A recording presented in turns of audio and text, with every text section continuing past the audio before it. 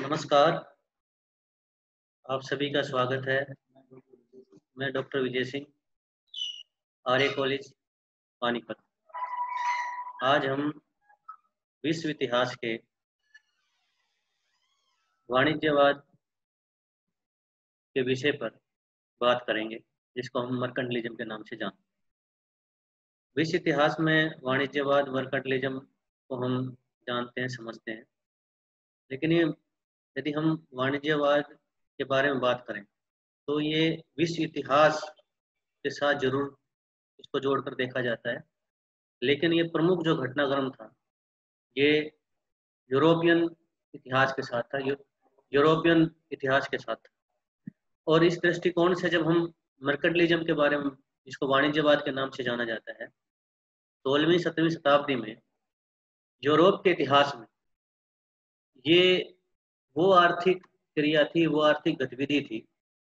जिसने यूरोप के जो स्टेट जो थे,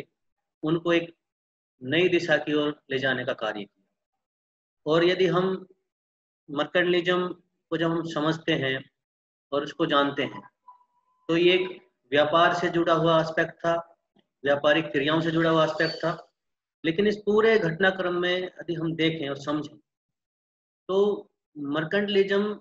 फेवरेबल ट्रेड के बारे में बात कर रहा है, यानी कि व्यापार पक्ष, जिसको हम कहते हैं, एक हम देखते हैं कि व्यापार संतुलन की बात, बैलेंस ऑफ ट्रेड। लेकिन मर्केंटिलिज्म इस बैलेंस ऑफ ट्रेड से भी आगे जाकर जो फेवरेबल जो ट्रेड है, जिसमें कोई भी कंट्री जो इंपोर्ट है वो कम से कम करे, यानी कि जो आयात है वो कम से कम करे, और एक्सपोर्ट यानी जो निर्यात है वो ज्यादा से ज्यादा करे। उसी धारणा को, उसी एस्पेक्ट को लेकर जो वाणिज्यवाद का सिद्धांत है वो सामने आ रहा है। लेकिन वाणिज्यवाद का सिद्धांत ये क्यों हमारे सामने आ रहा है, किस तरह की इसके बारे में हमें बातचीत दिखाई देती है, कहाँ कहाँ से इसके बारे में हमें पता लगता है, कैसे कैसे हमें इसके बारे में जानकारियां मिलती हैं। जब हम इस सब के बारे में बात करते हैं या देखते हैं, तो अधिकतर ये माना जाता है या जनरल ये समझा जाता है कि जो मर्केंटिलिज्म है, वाणिज्यवाद का जो सिद्धांत है, ये 1776 में जब हम एडम स्मिथ की बात करते हैं, इंग्लिश जो एक हिस्टोरियन है, एक विद्वान है, इकोनॉमिस्ट है, जब हम उनकी बात करते हैं, तो Adam Smith wealth of Nations में मर्केंटिलिज्म को, वाणिज्यवाद को एक क्रिटिक के रूप में पेश करते हैं, उसकी आलोचना करते हैं, और वहीं से ये सिद्धांत सामने आ रहा है। लेकिन ऐसा नहीं है, उससे पहले भी हमें वाणिज्यवाद का जो सिद्धांत है उसके बारे में हमें दिखाई दे, हमें जानकारियां मिलती हैं। विशेषकर जब हम फ्रेंच हिस्टोरियन की बात करें, मिरबाऊ की, वो हमें वाणिज्यवाद के बारे में हमें बता रहे हैं। इसी तरीके से जब हम इटली के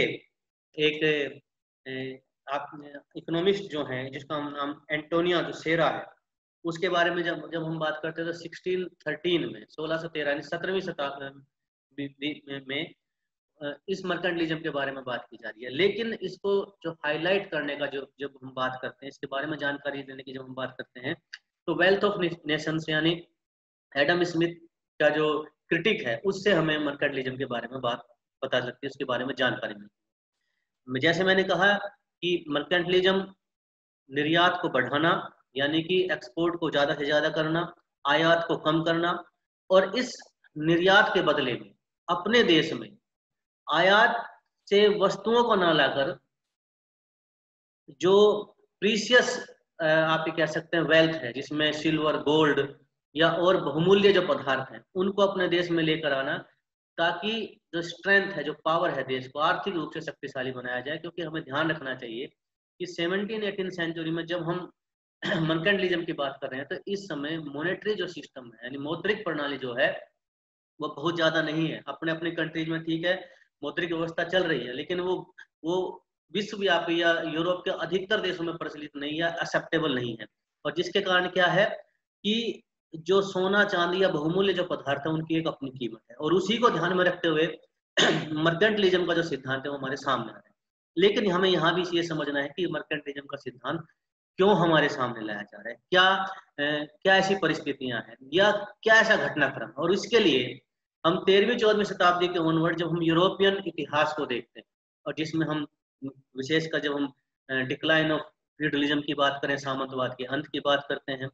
राइज ऑफ कैपिटलिज्म की बात करते हैं, इसी के साथ साथ हम रिनेंसा और जब हम रिफॉर्मेशन की बात करते हैं, जो दोनों साथ साथ चलते हुए दिखाई देते हैं, और इसी के साथ नेशन स्टेट की जो बिल्डिंग है यूरोप में, उसके जब हम बात करते हैं, तो ये 5-6 एस्पेक्ट इस तरीके से है, चाहे हम रिनेंसा की बात करें, रिफॉर्मेशन, नेशन स्टेट की बात करते हैं,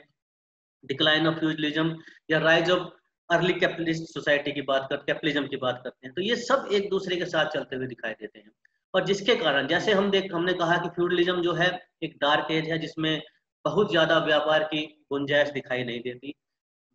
सेल्फ सफिशिएंट इकोनॉमी भी हम उसको नहीं कह सकते, केवल निजी जरूरतों को थोड़ा बहुत पूरा करता हुआ दिखाई देता है, जिसमें व्यापार की कोई प्रोग्रेस नहीं। लेकिन कैपिटलिज्म में हम देखते हैं व्यापारिक क्रियाओं की प्रोग्रेस है। इसी के साथ हम कहते हैं कि रिनेंसा एक नए विचार के साथ, तर्क के साथ, आप ये कह सकते हैं कि रीजन्स के साथ, जिसको हम तार्किक वैज्ञानिक जो सोच है उसके साथ बढ़ता हुआ दिखाई देता है। और इसी रिनेंसा के साथ हम एक पैरेलल यानी कि रिफॉर्मेशन, जो पूरी यूरोपियन सोसाइटी को आप ये कह सकते हैं कि अंदर और बाहर से चेंज करते हुए दिखाई देते हैं, जिसमें मनुष्य और मनुष्य की जो आवश्यकताएं हैं या मनुष्य की आवश्यकताओं को पूरा करना, ज्यादा से ज्यादा मनुष्य के जीवन को खुशमय बनाना, ये सुखमय बनाना, ये सारी जो चीजें हैं ये रिनेंसा और रिफॉर्मेशन के साथ दिखाई देती है। और इन्हीं परिस्थितियों में हम देखते हैं कि नए नए एक्सपेरिमेंट होने लगते हैं, नए नए आविष्कार, नई नई खोज, और इन्हीं के सब फलस्वरूप हम देखते हैं कि decline of feudalism, emergence of, आप ये कह सकते हैं कि नेशन स्टेट का आना, और अर्ली फेज में जो कैपिटलिस्ट सोसाइटी है उसका इमर्ज होना। और इस पूरी घटनाक्रम में हम देखते हैं कि स्टेट जो है वो बिल्डअप होने लगती है। जैसे हम यूरोप की बात करें तो हम स्पेन की बात कर सकते हैं, हम फ्रांस की बात कर सकते हैं, हम इंग्लैंड की बात कर सकते हैं, और भी बहुत छोटे छोटे जो स्टेट हैं वो यूरोप में डेवलप होने लगते हैं। अब इन स्टेट्स को जब हम डेवलपमेंट की बात करते हैं, तो स्टेट को अपने आप को मजबूत बनाना है, अपने आप को पावरफुल बनाना है, और उस पावरफुल बनाने के लिए, उसको शक्तिशाली बनाने के लिए दो चीजें साथ साथ चलती हैं, और जो बहुत आवश्यक है स्टेट के लिए, और वो दो कंपोनेंट जिसमें हम कह सकते हैं कि, क्योंकि ये वो समय है जिसमें माइटी का रूल है, पावर का, और माइटी और पावर के रूल की जब हम बात करते हैं तो मिलिट्री जो है यानी कि सैनिक जो शक्ति है, जब हम उसके बारे में जब हम बात करते हैं तो वो हमें इसमें इसके साथ दिखाई देने लगती है। और इन सब के साथ साथ जब हम मिलिट्री पावर की जब हम बात करते हैं, या हम कहें कि जब हम मिलिट्री पावर को हम आगे बढ़ाने की जब हम बात करते हैं, तो उन सब के साथ साथ एक बड़ी बात दिखाई देती है, और वो है कि इस मिलिट्री को रखने के लिए, इस मिलिट्री पावर को मेंटेन करने के लिए जो सबसे बड़ी आवश्यकता है वो है धन की, पैसे की। और इस धन को और पैसे को व्यापारिक क्रियाओं के द्वारा अर्जित किया जा सकता है। और इस व्यापारिक क्रियाओं को बढ़ाने के लिए, इसको अर्जित करने के लिए, या इसको और अधिक एक्सपेंस करने के लिए दो चीजें साथ साथ चलती हुई दिखाई देती हैं। एक पहला ये कि ज्यादा से ज्यादा अपने देश में प्रोडक्शन करना, अपने लोगों की आवश्यकताओं की पूर्ति करना, और ऐसे प्रोडक्शन को और अधिक करने की कोशिश करना जिसकी डिमांड, या आप कह सकते हैं जिसकी वैल्यू, या जिसको आप कह सकते हैं कि लगातार जिसके बारे में अन्य देशों से व्यापारिक क्रियाओं को किया जा सके। और उसी संदर्भ में हम देखते हैं कि नेशन स्टेट्स की ये जरूरत होने लगती है कि धीरे धीरे व्यापारिक क्रियाओं को बढ़ाया जाए, और व्यापार में भी बैलेंस जो व्यापार है, बैलेंस जो ट्रेड है, उसको इंपॉर्टेंस दी जाए। और इसी बैलेंस ऑफ व्यापार से, इसी बैलेंस ऑफ ट्रेड से एक आगे बढ़कर, एक कदम और आगे बढ़कर हमें एक नई तरह का एस्पेक्ट दिखाई देता है, जिसमें फेवरेबल ट्रेड की बात करते हैं, जिसमें हम कहते हैं कि निर्यात अधिक से अधिक हो, आयात कम से कम हो, और इन्हीं निर्यातों के बल पर हम आयात में वस्तुओं को ना लाकर किसी देश से, वहां से सोना चांदी या बहुमूल्य जो पदार्थ हैं उनको अपने देश में लेके आए, और उसके माध्यम से अपने देश को शक्तिशाली बना सके। तो इस तरीके से जब हम मर्केंटलिज्म की बात करते हैं, वाणिज्यवाद की बात करते हैं, तो यूरोपियन इतिहास में, और विशेषकर जब हम यूरोप के इकोनॉमिक इतिहास की जब हम बात कर रहे हैं, या हम यूरोप में प्रारंभिक समय में जब हम जब हम रिनेंसा या रिफॉर्मेशन से ऑनवर्ड जब हम बात कर रहे हैं, तो ये एक ऐसा एस्पेक्ट बनने लगता है कि नेशन स्टेट की जरूरत है पैसा, और पैसे के बल पर जो पावर है उसको मेंटेन करना, अपनी जो फोर्स है, आर्मी है, उसको शक्तिशाली बनाना, और उसके लिए अधिक से अधिक व्यापार, और इसी व्यापार के बल पर हम आगे जो देखते हैं कि जो कॉलोनियल जो पावर है, जो हम कह सकते हैं कि साम्राज्यवादी या जो उपनिवेशिक जो शक्तियां हैं, उसके रूप में भी हम इसको आगे बढ़ता हुआ देखते हैं। तो इस तरीके से हम बता सकते हैं कि मर्केंटलिज्म वाणिज्यवाद का सिद्धांत वो सिद्धांत है जो 16वीं 17वीं शताब्दी में यूरोप में बदलते हुए घटनाक्रम के साथ एक नए आर्थिक एस्पेक्ट के साथ जुड़ता हुआ दिखाई देता है, जिसका एक ही एस्पेक्ट था, जिसका एक ही मतलब था, एक ही ध्येय था, और वो था किसी भी स्टेट को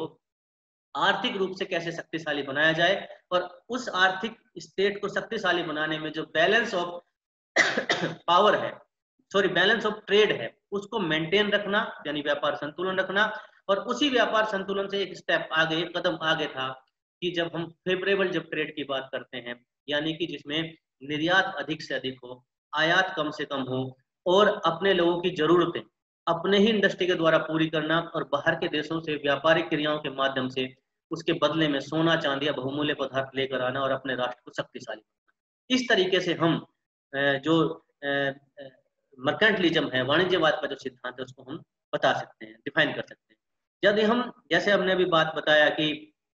मर्केंटलिज्म के जो सिद्धांत हैं उसके बारे में एंटोनियो सेरा जो है इटली के जो विद्वान है वो भी बात कर रहे हैं। इसी तरीके से जो फ्रेंच जो आप ये कह सकते हैं एक इंटेलेक्चुअल हैं भाव, वो भी इस तरीके की बातें कर रहे हैं। लेकिन जैसे मैंने कहा कि 1776 में वेल्थ ऑफ नेशंस के पब्लिश होने से, जो एडम स्मिथ के द्वारा पब्लिश की गई, वहां से हमें मर्केंटलिज्म के बारे में हमें दिखाई देता है,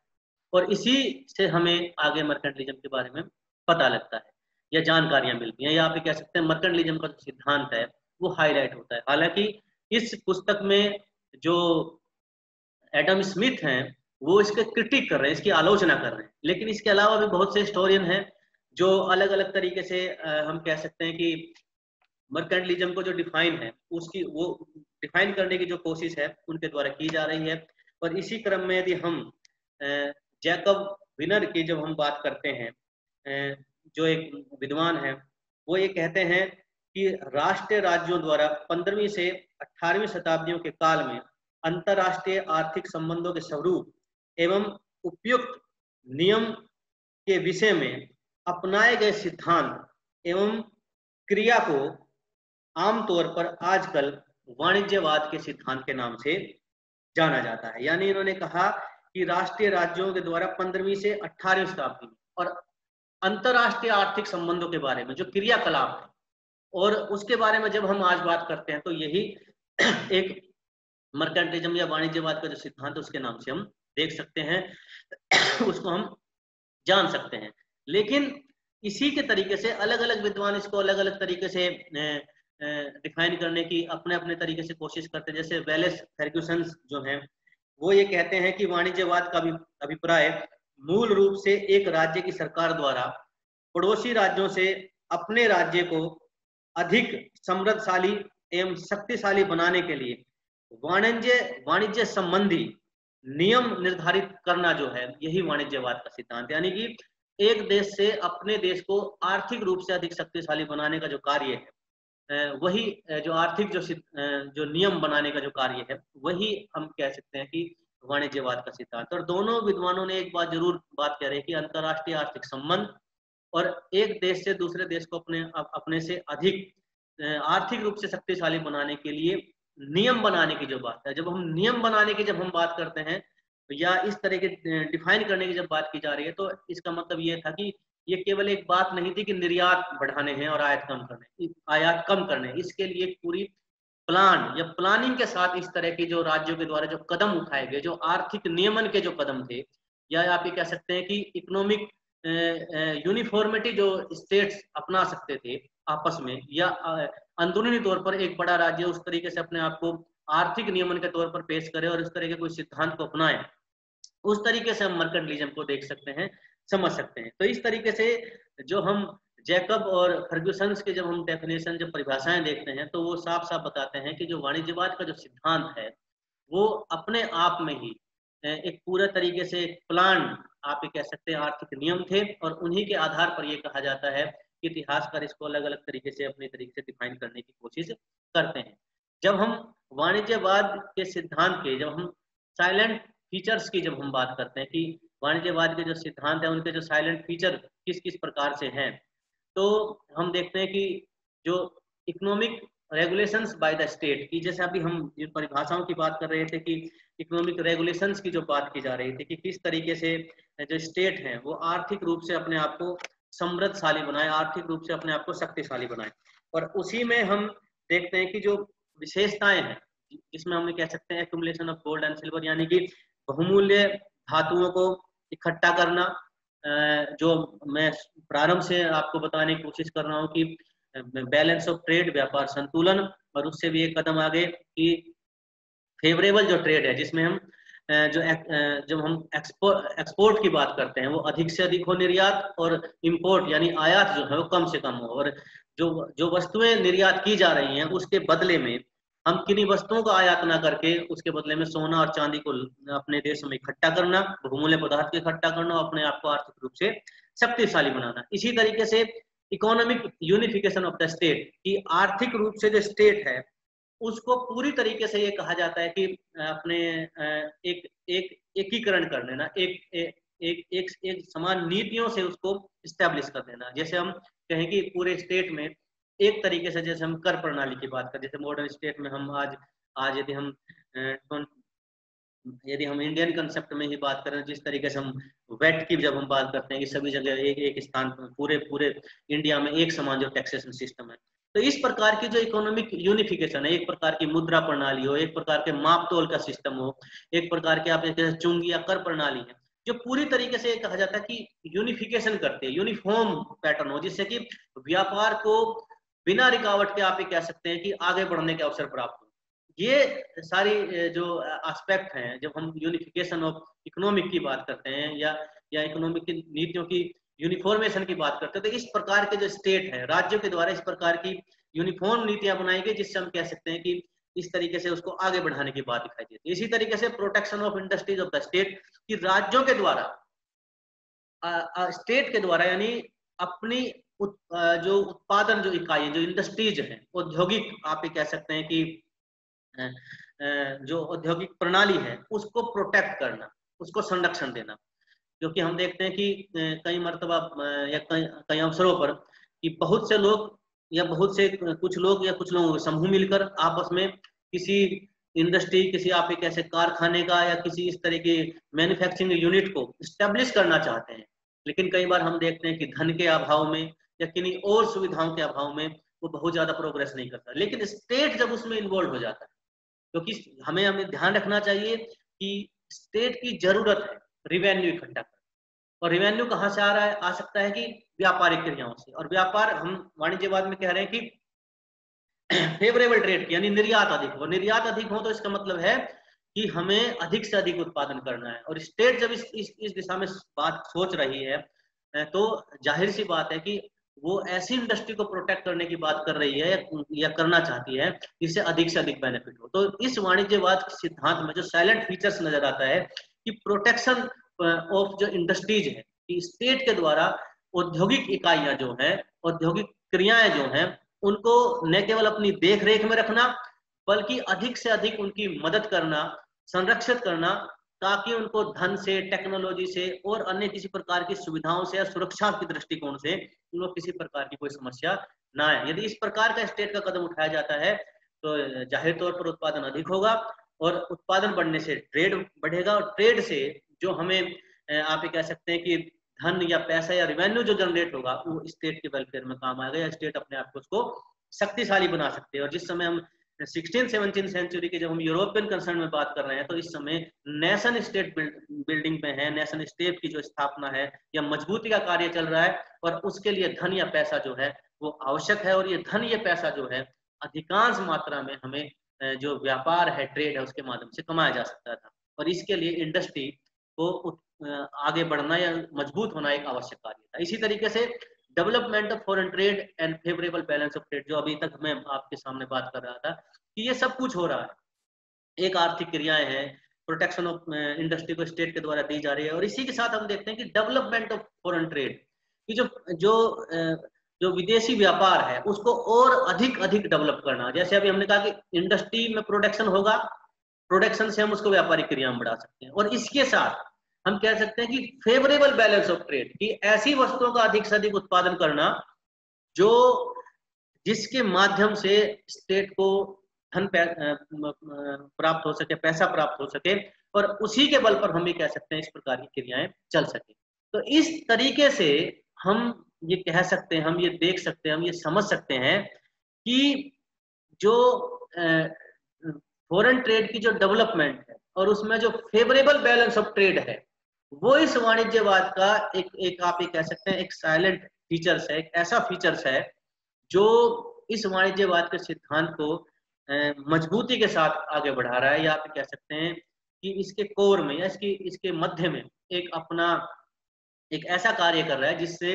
वाणिज्यवाद का सिद्धांत हमारे सामने अन्य आर्थिक सिद्धांतों की तुलना में अलग से दिखाई दे रहा है। तो डेवलपमेंट ऑफ फॉरेन ट्रेड और फेवरेबल बैलेंस ऑफ ट्रेड, ये एक ऐसा साइलेंट फीचर है जो इस वाणिज्यवाद का जो सिद्धांत है उसको पूरी तरीके से ये कहा जाता है कि अपने अपने तरीके से इसको प्रभावित करता हुआ नजर आता है। इसी तरीके से कॉलोनियल स्टेट की बात करें, सप्लीमेंट ऑफ मर्केंटिज्म की बात करें, ये एक अपने आप में इसके साथ जुड़ता हुआ एस्पेक्ट है। और ये एस्पेक्ट क्या है कि जैसे हम कह रहे हैं कि फॉरेन ट्रेड बढ़ रहा है, हम ये कह रहे हैं कि फेवरेबल बैलेंस ऑफ ट्रेड की बात हो रही है, कॉलोनियल एम्पायर, अब इंडस्ट्री बढ़ रही है, व्यापारिक क्रियाएं बढ़ाई जा रही हैं, और इंडस्ट्री और व्यापारिक क्रियाओं के बढ़ाने से अब नए नए जो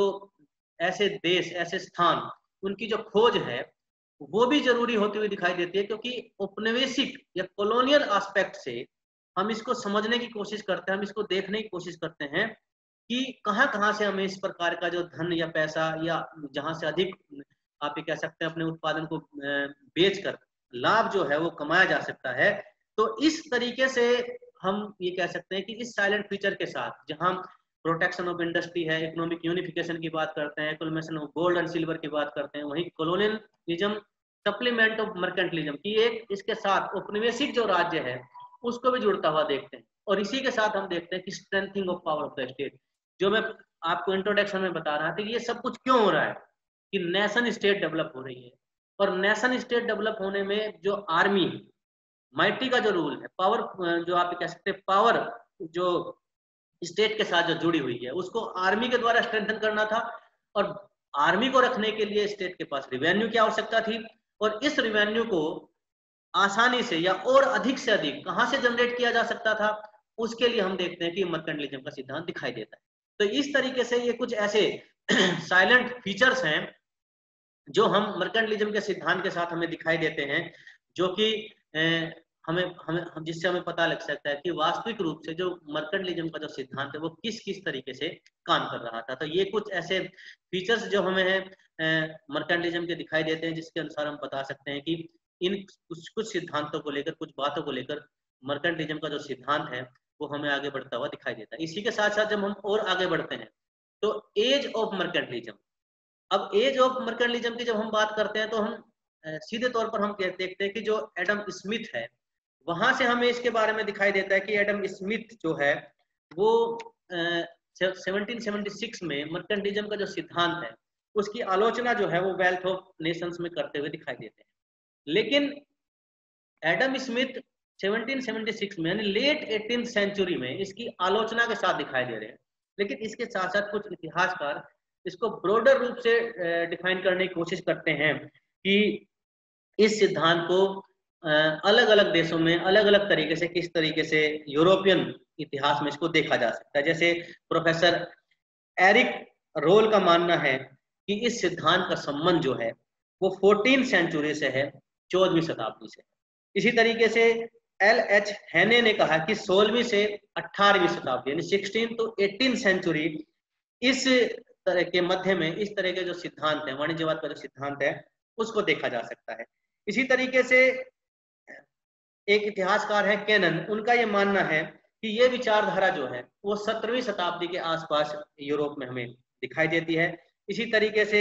अलेक्जेंडर ग्रे ने कहा कि यह सिद्धांत 14वीं शताब्दी के अंत में यूरोप में हमें दिखाई देने लगता है और इसके बाद ये आगे आगे चलने लगता है। जैसा कि मैंने कहा कि 14th century, 15th, 16th, 18th century अलग अलग इतिहास इसको अलग अलग तरीके से देखते हैं, लेकिन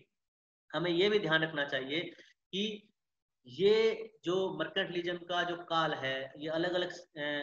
एजेज में अलग अलग तरीके से दिखाई देता है। वहीं यूरोप के अलग अलग देशों में, चाहे हम इंग्लैंड की बात करें, चाहे हम फ्रांस की बात करें, चाहे हम स्पेन की बात करें, या मध्य यूरोप की जब हम बात करें, जर्मनी और उसके उस समय के जो राज्य हैं उनकी हम बात करें, या नीदरलैंड की जब हम बात करें, वहां पर ये अपने अपने तरीके से, अपने अपने समय में, अपने अपनी परिस्थितियों के साथ, अपने अपने आप ही कह सकते हैं कि जो उस समय की जो क्रियाएं थी, इकोनॉमिक जो क्रियाएं थी, या इकोनॉमिक आप ये कह सकते हैं कि क्रियाओं का बनना और बिगड़ना था, या आगे बढ़ना और कम होना था, उसके साथ ये कहा जाता है, ये सिद्धांत धीरे धीरे ये कहा जाता है कि एमर्ज होने लगता है। तो इस तरीके से हम वाणिज्यवाद का जो सिद्धांत है उसके बारे में हम ये बता सकते हैं कि किस तरीके से जो वाणिज्यवाद का जो सिद्धांत है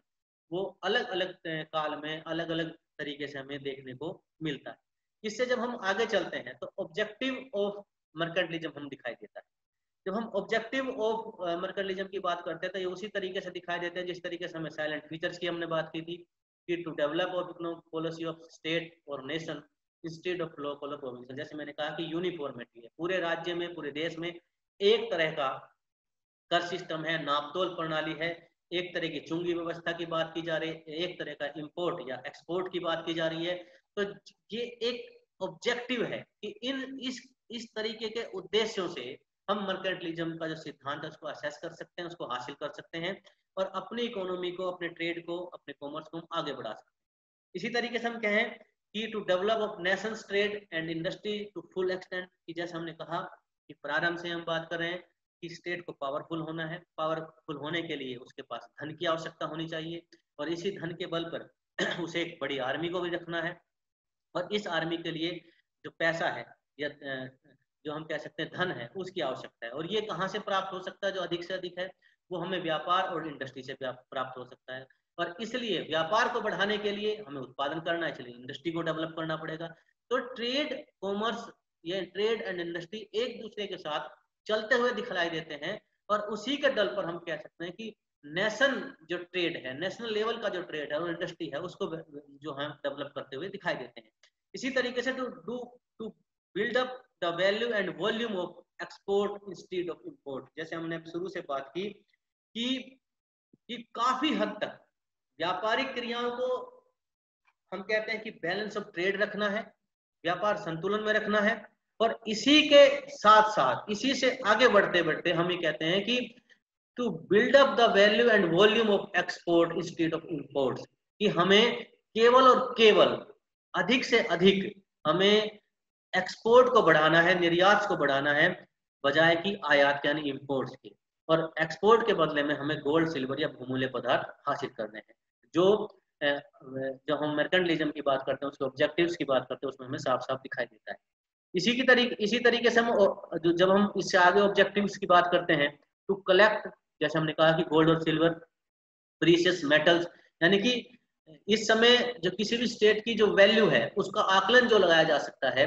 वो उसके द्वारा अर्जित सोना चांदी है, उसके द्वारा जो खजाने में, या उसके आप कह सकते हैं कि उसके पास जो अधिक से अधिक सोना और चांदी चांदी जो कितनी बहुमूल्य पदार्थ जो उसकी मात्रा उसके पास हैं, ये सारी चीजें उस पर डेवलप करती हैं। और इसीलिए मर्केंटलिज्म का सिद्धांत शुरू से एक बात कह रहा है कि फेवरेबल ट्रेड, और फेवरेबल ट्रेड से भी आगे बढ़ते हुए कि जब हम कहते हैं कि केवल और केवल एक्सपोर्ट जो है वो अधिक से अधिक किए जाए, जो इंपोर्ट है वो कम से कम किया जाए, और बदले में गोल्ड और सिल्वर को हासिल किया जाए। इसी तरीके से to develop of political and military power, और इस सब के साथ साथ हमें पॉलिटिकल और मिलिट्री पावर जो है वो आगे बढ़ानी है। और मैंने इंट्रोडक्शन से आपको बताया कि नेशन स्टेट डेवलप हो रही है, नेशन स्टेट को शक्तिशाली होना है, उसके लिए आर्मी की जरूरत है, मिलिट्री पावर की जरूरत है, और मिलिट्री पावर को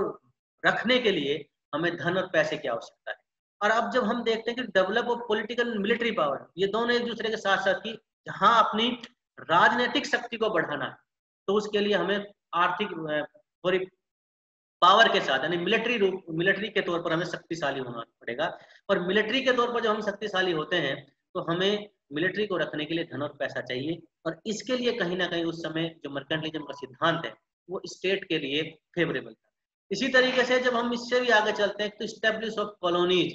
bye legal and illegal methods, कि जब हम उपनिवेश उसको हम कानूनी और गैर कानूनी तरीके से माध्यम से हम कैसे उस पर कैप्चर करें, और इसके लिए भी हमें मिलिट्री पावर की आवश्यकता है। पॉलिटिकल विल के अनुसार आर्मी या मिलिट्री पावर के बेस पर हम किसी भी कॉलोनीज को अपने कंट्रोल में रखे, उसके पॉलिटिकल उसको अपने बाहर रखे, हम अपने प्रभाव में लेकर हम उसके अनुसार कार्य कर सकते हैं। और जब हम कॉलोनीज की बात करते हैं, जैसे हमने कहा कि लीगल एंड इलीगल मेथड, तो ये सब कुछ हमें साथ साथ दिखाई देते हैं। और ये तभी हो पाएगा जब हमारे पास पावर होगी, जब हमारे पास उस पावर को रखने के लिए पर्याप्त मात्रा में धन होगा, और उन सब को जो मर्केंटलिज्म के जो ऑब्जेक्टिव्स हैं, उसके उद्देश्य हैं, वो पूरा करते हुए दिखाई देते हैं। इसी के साथ साथ जब हम आगे बढ़ते हैं कि causes of the rise of mercantilism की जो कारण हमें दिखाई देते हैं, जैसे हमने शुरू से अभी तक हमने बात की कि नेशन स्टेट और एब्सोल्यूट जो मोनार्क है, पावर है, निरंकुश राज्यों का उदय होना, चाहे हम फ्रांस में हम जब पूर्व राज्यों की राजवंश की बात करें, या हम इंग्लैंड में ट्यूडर वंश के शासकों की बात करते हैं, या हम स्पेन के शासकों की बात करते हैं, इटली में जब हम, या नीदरलैंड में ऑरेंज राजवंशों की बात करते हैं, तो वहाँ एब्सोल्यूट मोनार्क यानी इस्टेब्लिशमेंट है, निरंकुश शासन, यानी अथॉरिटी जो है वो स्टेट के पास, और स्टेट से मतलब है कि राजा के पास। अब राजा के पास यदि अथॉरिटी या स्टेट है, तो वो सिर्फ इस समय, यानी कि हम आज की तरह डेमोक्रेसी लोकतंत्र को नहीं देख रहे हैं, उस समय हम माइटी के रूल की बात करते हैं। तो जो पावर है वो आर्मी के साथ, यानी मिलिट्री पावर के साथ जुड़ी, और इसके लिए मिलिट्री को रखने के लिए मैं बार बार इस बात को दोहरा रहा हूँ कि पैसा या धन की आवश्यकता है, और ये धन या पैसा स्टेट को आसानी से जो प्राप्त हो सकता है कि वो व्यापारिक क्रियाओं से हो सकता है, कि ट्रेड और कॉमर्स से हो सकता है। और उसके लिए कहीं ना कहीं जब हम 16th century, 15th century, 17th century में जब हम यूरोप के घटनाक्रम की बात करें, तो नेशन स्टेट का डेवलपमेंट होना और एब्सोल्यूट पावर का यानी मोनार्क का एस्टेब्लिशमेंट होना इस मर्केंटलिज्म के सिद्धांत का एक कारण बनता हुआ नजर आता है। इसी के साथ साथ हम रेनेसां रिफॉर्मेशन की बात करें, जो कि मैंने पहले भी डिस्कस किया है कि ये वो समय है जब जब हम फ्यूडलिज्म के डिक्लाइन की बात कर रहे हैं, अर्ली कैपिटलिज्म आ रहा है, हम देखते हैं कि छोटे छोटे तरीके से नए नए तरीके के आविष्कार बढ़ने लगते हैं। इसी तरीके से हम रिफॉर्मेशन की बात करते हैं कि जो चर्च के बाद अब चर्च के स्थान पर हम मानव और मानव के जो सुख हैं और उसके जीवन को और अधिक कैसे सुखमय बनाया जाए, इसके लिए नए नए आविष्कार हो रहे हैं। तो रिनेंस यानी पुनर्जागरण और रिफॉर्मेशन यानी धर्म सुधार आंदोलनों ने भी एक नई तरह का एटमोस्फेयर क्रिएट किया जाने लगा। उस एटमोस्फेयर से अधिक आजादी, स्वतंत्रता मनुष्य को प्राप्त हुई, जिससे नए नए आविष्कार हुए, नई नई खोज होने लगी, नई नई जानकारियां हमें मिलने लगी। और वहीं धर्म सुधार ने मनुष्य को और अधिक स्वतंत्र, न केवल धार्मिक क्रियाओं में बल्कि राजनीतिक और आर्थिक क्रियाओं में भी उसको अधिक स्वतंत्र बनाया। और इन्हीं आर्थिक स्वतंत्रता ने, धार्मिक स्वतंत्रता ने, या आप कह सकते हैं नए आविष्कारों ने एक नई तरह का एनवायरमेंट यूरोप को दिया। और उस एनवायरमेंट ने हम देखते हैं कि नए तरह का सिद्धांत आगे स्टैब्लिश किया, जो और अधिक आर्थिक क्रियाओं को बढ़ाने वाला था, जिसको मर्केंटिलिज्म के नाम से जानते हैं। इसी तरीके से इसी से आगे बढ़ते हुए, जैसे हमने अभी कोजेज की सॉरी हमने जब हम ऑब्जेक्टिव की बात कर रहे थे, फीचर्स की बात कर रहे थे, हम कह रहे थे कि ट्रेड को बढ़ाना है, इंडस्ट्री को बढ़ाना है।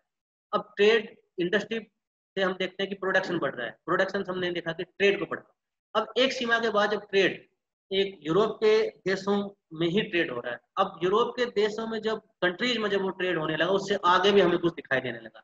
कि अलग अलग ऐसे देश जहां पर अपने ट्रेड को, अपने अपने उत्पादन को, प्रोडक्शन को दिया जा सके, या हम उसको बेच कर, या हम उसको वहां पर सप्लाई करके और अधिक बेनिफिट कमाया जाए। और उसी से हम देखते हैं कि जोग्राफिकल डिस्कवरीज, नए नए देशों की खोज, जिसमें हम नई दुनिया की खोज के बारे में बात करते हैं, जब हम अमेरिका की बात करते हैं, हम भारत में वास्को डिगामा के आगमन की बात करते हैं, इसी तरीके से और जो साउथ अफ्रीकन कंट्रीज हैं उनकी खोज की बात कर रहे हैं, जहां से यूरोपियन देशों के द्वारा नई भौगोलिक खोजों के द्वारा एक तरीके से हम देखते हैं कि एक नई तरह का औपनिवेशिक चरण, जिसको हम कह सकते हैं कि जिसको हम आज 19th सेंचुरी में जिसको हम साम्राज्यवाद कह रहे हैं, इंपीरियलिज्म कह रहे हैं, उससे पहले हम एक कॉलोनियल जो एस्पेक्ट है उसको हम जोड़ते हुए देखने लगते हैं, जिसके फलस्वरूप हम कहते हैं कि नए नए जो डिस्कवरीज है देशों की वो होने लगती है, ताकि अधिक से अधिक व्यापार को बढ़ाया जा सके और अधिक फैलाया जा सके और लाभ कमाया जा सके। यही एक हम कह सकते हैं कि वाणिज्यवाद के सिद्धांत का एक एक एक अलग अपनी तरह का एक कारण दिखाई देता है। इसी तरीके से मेटेलिक करेंसी और बैंकिंग जो सिस्टम है, जैसे हमने कहा कि ये वो समय है जब यूरोप के बहुत से देशों में बैंकिंग सुविधा नहीं है, करेंसी सिस्टम नहीं है, लेकिन धीरे धीरे हम देखते हैं कि करेंसी धीरे धीरे डेवलप होने लगती है। अब ये करेंसी जो है एक पर्टिकुलर देश में मान्य है, दूसरे देश में उस तरीके से नहीं है, लेकिन उसके बावजूद एक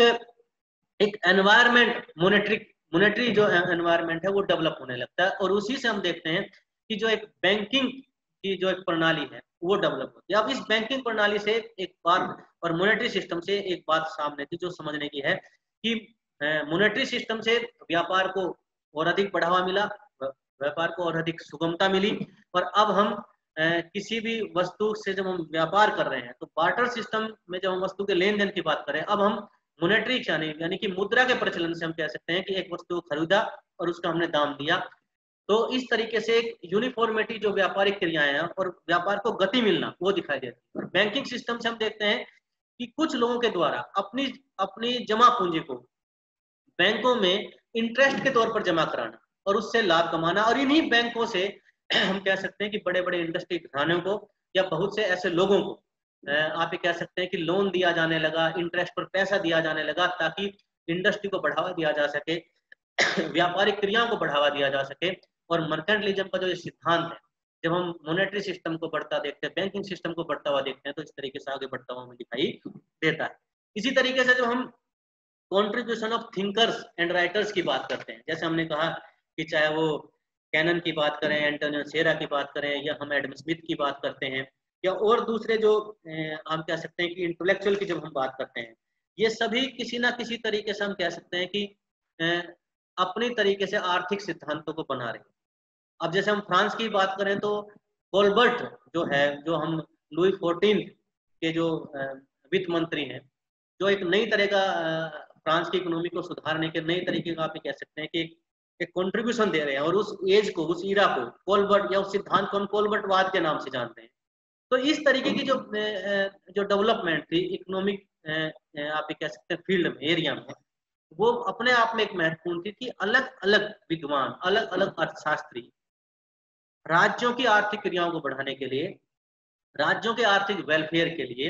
राज्यों की आर्थिक उन्नति के लिए, स्टेट और अधिक आर्थिक रूप से किस प्रकार से पावरफुल बने, इसके लिए अपने अपने तरीकों से कार्य कर रहे थे। और यही जो थिंकर्स हैं, यही जो राइटर्स हैं, अपने लेखों के माध्यम से, अपने अपने आप ये कह सकते हैं कि अपने सिद्धांतों के माध्यम से स्टेट्स को कंट्रीब्यूट करने की कोशिश कर रहे थे, जिसके माध्यम से हम देखते हैं कि मर्केंटलिज्म का जो सिद्धांत है वो हमारे सामने आने लगता है। तो इस तरीके से हमें ये कुछ ऐसे कोजेस दिखाई देते हैं जो हम कह सकते हैं कि मर्केंटलिज्म के लाने में, मर्केंटलिज्म के आगे बढ़ाने में कहीं ना कहीं अपना, उस तरीके से हम कह सकते हैं कि अपना योगदान दिखाई देते हैं, उनका अपना अपना योगदान दिखाई देता है। इसी तरीके से जब हम मर्केंटलिज्म की हम अलग अलग कंट्रीज में जब हम प्रैक्टिस की बात करते हैं, तो कुछ देश जैसे इंग्लैंड, फ्रांस, स्पेन, पुर्तगाल, हॉलैंड, पर्शिया, ऑस्ट्रेलिया, रसिया, ये कुछ ऐसे देश दिखाई देते हैं जिनमें हम इस तरह की बातों को देखने के लगते हैं। लेकिन कुछ कंट्रीज इसमें ऐसे हैं जिसमें हम इंग्लैंड, फ्रांस और जब हम नीदरलैंड की बात करते हैं, ये प्रमुख रूप से ऐसे देश हैं जो मर्केंटलिज्म की जो एक्टिविटी है उसके साथ हमें दिखाई देते हैं। जैसे हम शुरू में यदि हम नीदरलैंड की बात करें तो इसमें हम बैंक ऑफ एम्स्टर्डम की स्टैब्लिशमेंट के साथ ही हम देखते हैं कि नीदरलैंड में जो व्यापारिक क्रियाएं हैं वो तेजी से बढ़ने लगती है, और एंटमबर्ग जो है इसका एक प्रमुख सेंटर बनने लगता है। और ये वही एंटमबर्ग है जो यूरोप की बहुत से देशों की जो व्यापारिक क्रियाएं हैं उनका एक सेंटर बनने लगता है, जहां पर बहुत से देश अपने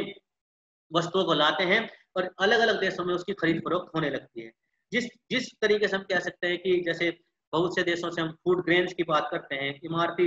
लकड़ी का आने की बात करते हैं, या आप कह सकते हैं कि जो शिपिंग इंडस्ट्री है, जहाजरानी जो उद्योग है, उसकी स्टेब्लिशमेंट की बात करते हैं। ये तमाम ऐसा घटनाक्रम है जिसमें हम कह सकते हैं कि नीदरलैंड ने एकदम यूरोप की व्यापारिक क्रियाओं में एकदम एक्सट्रीम कंट्रीब्यूशन किया। और ये कंट्रीब्यूशन तब तक नीदरलैंड का चलता रहता है जब तक स्पेन के द्वारा उस पर, उसके अधिकांश क्षेत्र पर अधिकार नहीं कर लिया गया। तो इस तरीके से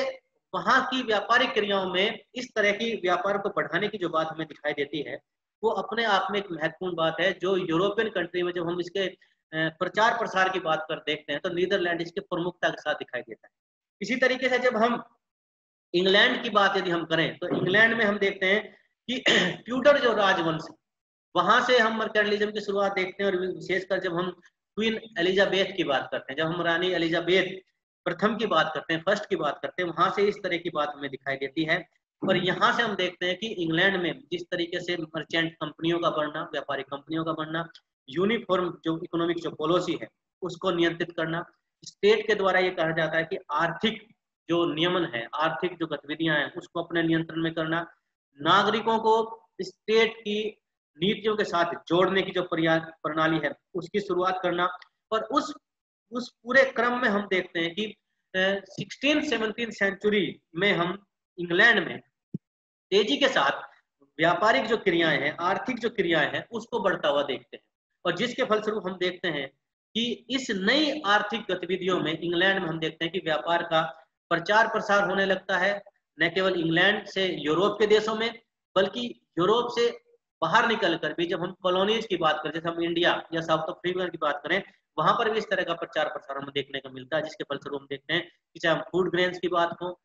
चाय या कॉफी की जब हम बात करें, या हम कॉटन इंडस्ट्री की बात करते हैं, शुगर केन की बात करते हैं, या हम मिलिट्री के लिए जो साजो सामान की बात करते हैं, हथियारों की बात करते हैं, वेपन्स की बात करते हैं, उनकी हम बात करें, या अन्य प्रकार की जो आप हम शिपिंग इंडस्ट्री से जुड़े हुए जब हम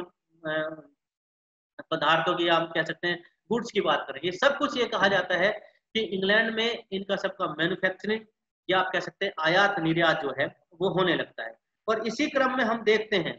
कि जैसे जैसे इंग्लैंड का व्यापार बढ़ता है, व्यापारिक क्रियाएं बढ़ती है, उसी तरीके से हम देखते हैं कि एक समय ऐसा भी आता है कि इंग्लैंड अपने इस व्यापार को बढ़ाने के लिए नई तरह की इकोनॉमिक पॉलिसी इसके साथ टाइम के साथ उसमें जोड़ने लगता है। और जैसे हम कहें कि एक समय ऐसा भी आता है जब 17वीं सेंचुरी में इंग्लैंड अपने सभी उपनिवेशिक जो जहाज हैं उनको इस बात के लिए कहता है, या इंग्लैंड से जो भी व्यापार क्रिया करने वाले जो आप कह सकते हैं देश हैं, या आप कह सकते हैं कि उनकी कॉलोनी से जो व्यापार करने वाले जो कंट्रीज हैं, उनको ये हिदायत दी जाती है कि यदि किसी देश को इंग्लैंड के कॉलोनी से या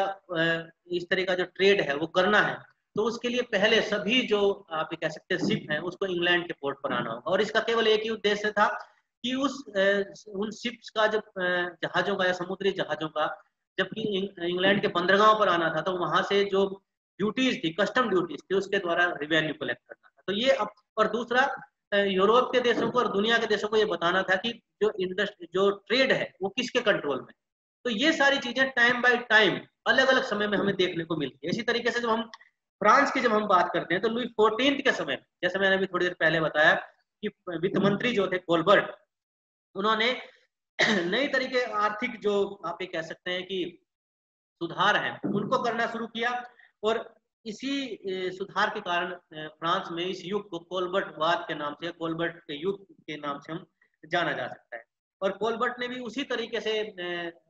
व्यापारिक क्रियाओं को बढ़ाने की बात की, अधिक से अधिक उत्पादन करना, निर्यातों पर यह कहा जाता है कि अधिक से अधिक बढ़ावा देना, आयात पर रोक लगाने की बात करते की ना और करना, और अधिक से अधिक उपनिवेशों में जाकर अपने व्यापारिक जो गतिविधियां हैं उसकी संभावनाओं को तलाशना, ये सारा कुछ कार्य हमें फ्रांस का उस समय में हमें दिखाई देता है लुई 14 के काल में, जब कोलबर्ट इस तरह की बातें कर रहा है। और उस समय हम देखते हैं कि फ्रांस की जो इकोनॉमी है उसमें एक ड्रास्टिक चेंज भी आने लगता है। तो इस तरीके से हम फ्रांस की बात करते हैं। इसी तरीके से जब हम स्पेन की बात करते हैं तो स्पेन ने प्रारंभ में, जब हम कॉलोनीज की बात कर रहे हैं, हम नए नए देशों की खोज की बात कर, जिसमें हम कहते हैं कि स्पेन एक ऐसा देश था जो शुरू से ही जो नए नए देशों की जो खोज है उसमें उसका अपना, स्पेन और पुर्तगाल जो शुरू से ही नए नए देशों की जो खोज है उसमें अपना अग्रणी भूमिका निभा रहे थे। और स्पेन के कुछ शासक भी इसमें अपनी व्यक्तिगत इन्वॉल्वमेंट कर रहे थे। और हम जानते हैं कि स्पेन के जो राजकुमार थे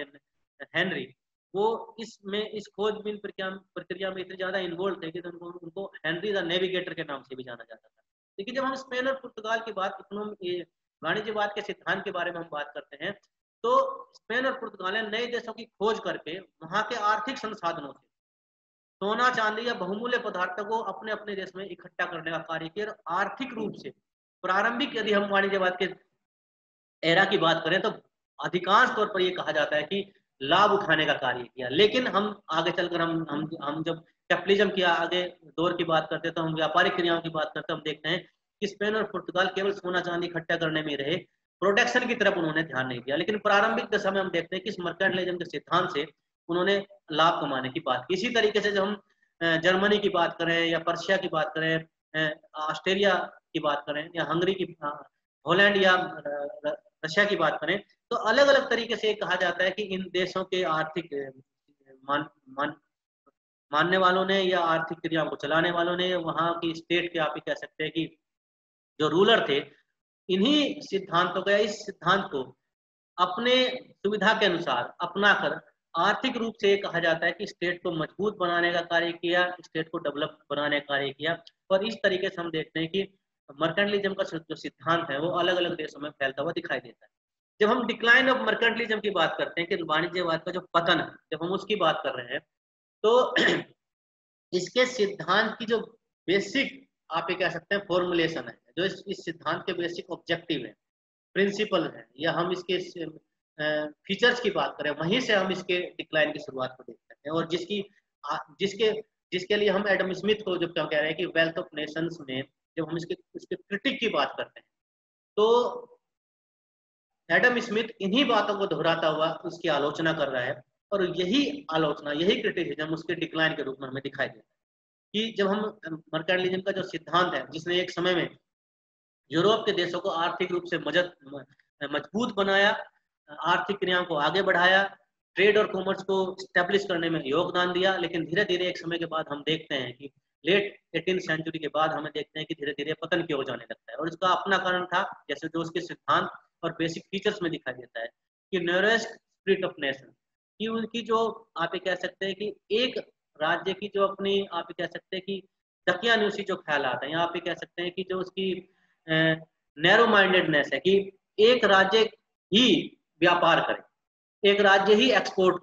करे, इंपोर्ट ना करे। यदि ये एक सीधा सा सोचने की बात है, यदि सभी राज्य ऐसा सोचने लग जाए कि वो सब एक्सपोर्ट करेंगे तो कोई इंपोर्ट नहीं करेगा, और यदि कोई इंपोर्ट नहीं करेगा तो व्यापार नहीं होगा। तो नैरोएस्ट जो स्पिरिट है एक देश की कि केवल वही एक्सपोर्ट करे, इंपोर्ट नहीं करना है, यदि सभी देश ऐसा सोचने लग जाए तो व्यापारिक क्रियाएं, इंटरनेशनल ट्रेड नहीं हो पाएगा। इसी तरीके से मोर इम्पोर्टेंस ऑफ मनी, व्यापार को बढ़ाने के साथ साथ जो धन को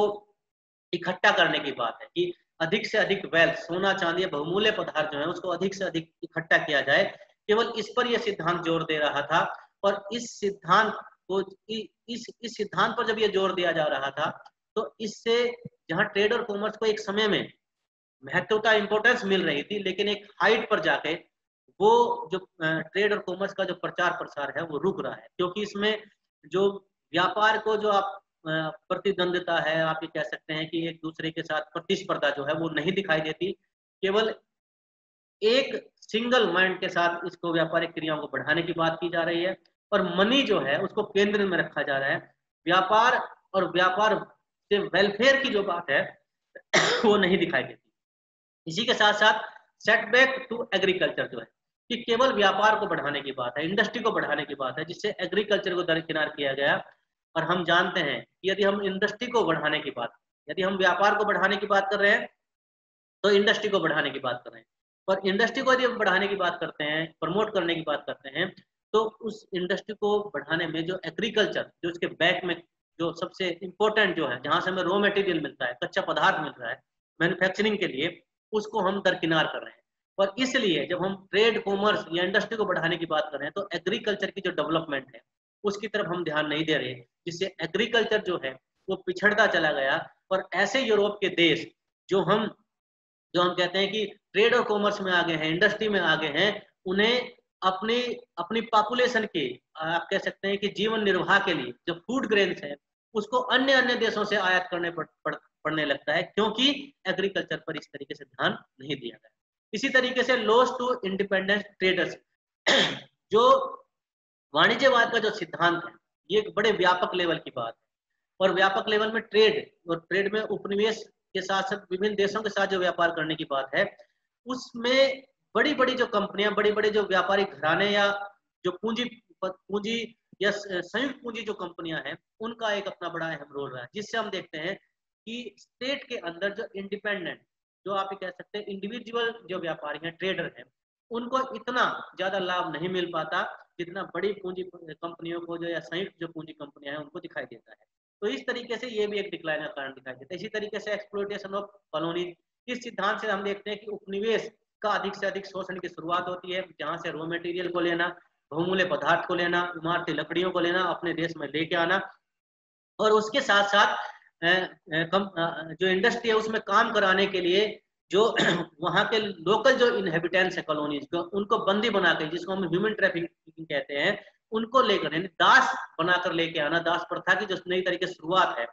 वो एक मॉडर्न एज में हमें दिखाई देती है। और ये सब कुछ तब हो रहा था जब मर्केंटलिज्म का सिद्धांत एक्सपेंड हो रहा था और एक्सप्लॉयटेशन ऑफ कॉलोनीज हमें दिखाई देती है। इस तरीके से हमें इलीगल ट्रेड भी दिखाई देता है कि वाणिज्यवाद का सिद्धांत केवल ये कह रहा है कि ट्रेड ट्रेड और ट्रेड, कि ट्रेड को ही आगे बढ़ाया जाए, और ये ट्रेड जो है वो किसी भी तरीके से हो, यानी जायज या नाजायज किसी भी तरीके से हो, ट्रेड को किया जाना चाहिए। जिससे हम देखते हैं कि गलत तरीकों से भी व्यापारिक क्रियाएं होने लगती हैं, जिससे आगे चलकर न केवल पर्टिकुलर जो कंट्री है उसको हानि होने लगती है, बल्कि हम ये कह सकते हैं कि जो ट्रेड की जो बेसिक मान्यताएं हैं उनको भी नुकसान होने लगता है। इसी तरीके से increase in the Kings power, जैसे मैंने कहा शुरू में कि नेशन स्टेट की डेवलपमेंट हो रही है, एब्सोल्यूट मोनार्क स्टैब्लिश हो रहे हैं, और उनको इन सब को स्टैब्लिश करने के लिए आर्मी या मिलिट्री पावर की जरूरत है, और मिलिट्री रखने के लिए धन या पैसे की आवश्यकता है, जो टैक्स के रूप में हमें व्यापारियों या इंडस्ट्री से प्राप्त हो सकता है। और जब ये सब कुछ धन या पैसा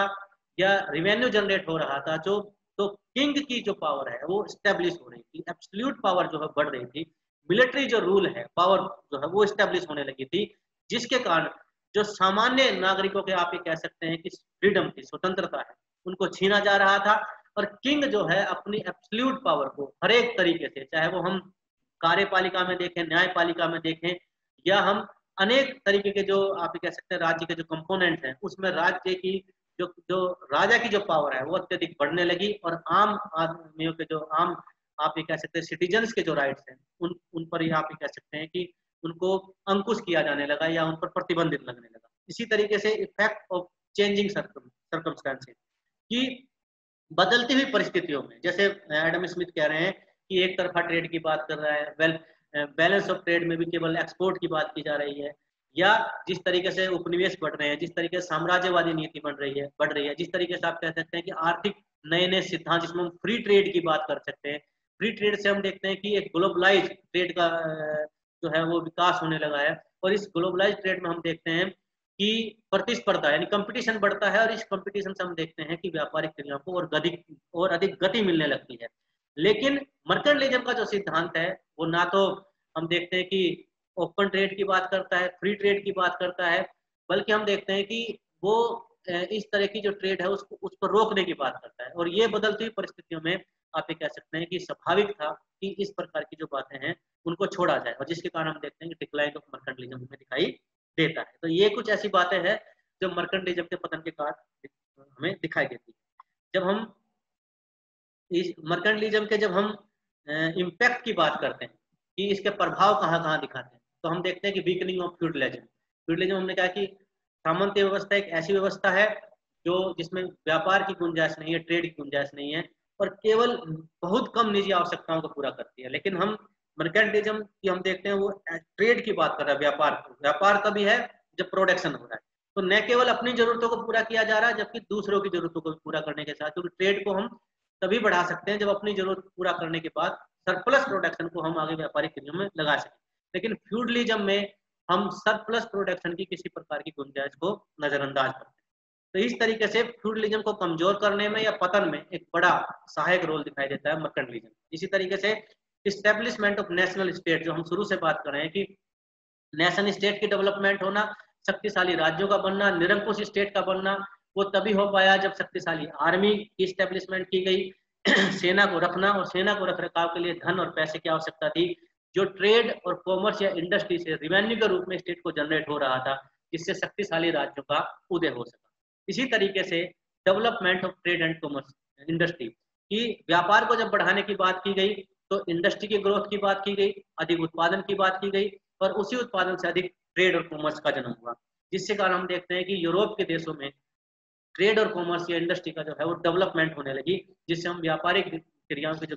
गतिशीलता है वो बढ़ते हुए देखते हैं। मर्केंटलिज्म का एक बड़ा इम्पैक्ट दिखाई देता है। इसी तरीके से एस्टेब्लिशमेंट ऑफ कॉलोनीज, कि यूरोप के अलावा यूरोप के देश अपने व्यापार को कहाँ बेच सकते थे, कहाँ बढ़ा सकते थे, कहाँ अपने ट्रेड का प्रचार प्रसार कर सकते थे। इसके लिए नए नए देशों की खोज हुई, और नए नए देशों की खोज होने से हम देखते हैं कि नए नए उपनिवेश स्थापित हुए। उपनिवेशों से मतलब जहाँ के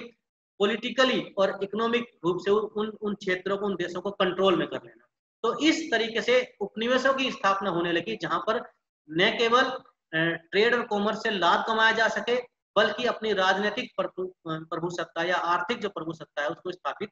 किया जा सके। जो हम देखते हैं कि लेट 18th सेंचुरी के बाद यूरोप के देशों में इस प्रकार की कॉलोनीज को एस्टेब्लिश करने की होड़ लगने लगती है। Commercial and colonial rivalry among European nation, और इन सब का एक एक कारण दिखाई दे, एक एक इम्पैक्ट दिखाई देता है कि इस्टेब्लिशमेंट ऑफ कॉलोनीज का। जैसे मैंने कहा कि लेट 18th सेंचुरी के बाद जैसे जैसे होड़ लगने लगती है यूरोपियन कंट्रीज में, वैसे वैसे यूरोप के देशों में राइवलरीज बढ़ने लगती है, जिससे हम देखते हैं कि यूरोप के देशों में गुटबाजी बढ़ती है, एक दूसरे के साथ संघर्ष बढ़ने लगता है। ये संघर्ष न केवल यूरोप के देशों में था, यूरोप के देश में या यूरोप में ही लड़ाई का एक कारण बनता है, बल्कि यूरोप से बाहर जहां जहां उपनिवेश थे वहां वहां पर भी ये कहा जाता है कि इस प्रकार के हमें कारण दिखाई देने लगते हैं, और जिसका परिणाम हमें फर्स्ट वर्ल्ड वार और सेकंड वर्ल्ड वार के रूप में हमें दिखाई देता है। तो जहां व्यापार ने, ट्रेड ने कॉलोनियल जो स्टेट है उसको डेवलप किया, वहीं इन्हीं कॉलोनियल स्टेट ने एक नई तरह की कॉलोनियल राइवलरी यूरोपियन देशों के बीच में पैदा की, जिससे हम देखते हैं कि आने वाले समय में दो बड़े जो महायुद्ध हैं वो इसका एक कारण बनता हुआ दिखाई देता है। कि birth of liberal economic idea, कि जहां मर्केंटलिज्म ने ट्रेड और कॉमर्स को बढ़ाने की बात की, जहां मर्केंटलिज्म ने नई तरीके से व्यापार को बढ़ाने की बात की, जब हम मर्केंटलिज्म के डिक्लाइन के बाद देखते हैं नए आइडियाज के आने की बात करते हैं, तो हम फ्री स्टेट की, ट्रेड की, हम ओपन ट्रेड की बात करने लगते हैं, जिसका मतलब था कि व्यापार को और से अधिक गतिमान बनाया जाए, और उसके लिए किसी सर्टेन निश्चित पैरामीटर में ना बांधकर एक ओपन रूप से प्रतिस्पर्धा के रूप में, आप ये कह सकते हैं कम्पिटिटिव रूप में हम उसका व्यापारिक क्रियाओं में अपनी इन्वॉल्वमेंट दें, और अधिक से अधिक ये कहा जाता है कि इन व्यापारिक क्रियाओं से लाभ कमाया जा सके। तो इस तरीके से एक लिबरल जो इकोनॉमिक जो आइडियाज है उसकी ग्रोथ भी हम मर्केंटलिज्म के एक प्रभाव के रूप में हम देखते हैं, और इस तरीके से हम देखते हैं कि जो व्यापारिक क्रियाओं का जो प्रभाव है वो हमें बढ़ता हुआ दिखाई देता है। तो ये वाणिज्यवाद का जो सिद्धांत, इसकी उत्पत्ति, इसके फीचर्स या इसके ऑब्जेक्टिव किस प्रकार से, या इसके कौन कौन से ऐसे कारण हैं जो हमें दिखाई देते हैं, अलग अलग देशों में किस प्रकार से यूरोप में फैलता हुआ दिखाई देता है, और किस तरीके से इस वाणिज्यवाद का जो सिद्धांत है उसके हमें इम्पैक्ट दिखाई देता है। Thank you.